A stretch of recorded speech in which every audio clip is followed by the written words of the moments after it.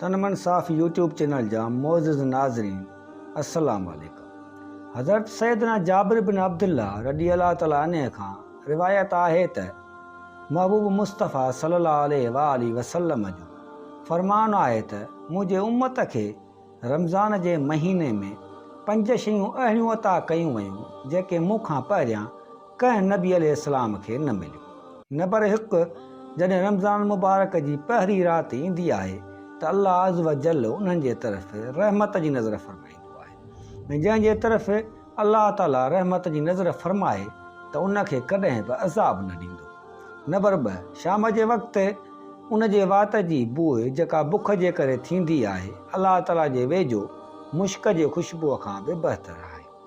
Number 3, फ़रिश्ता हर राति ऐं ॾींहुं उन जे लाइ मग़फ़िरत जूं दुआऊं कंदा रहंदा आहिनि। नंबर 4, अल्लाह ताला जन्नत खे हुकुम ॾींदे इरशाद फ़रमाए थो मुंहिंजे नेक बाननि जे लाइ सींगार जी वञ, अनक़रीब उहे दुनिया जे मुशक़त खां मुंहिंजे घर ऐं कर्म में राहत माणींदा।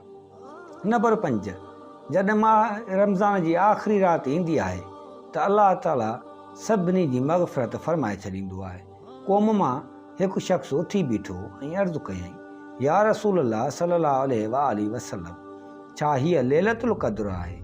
इरशाद फ़रमायाऊं, न।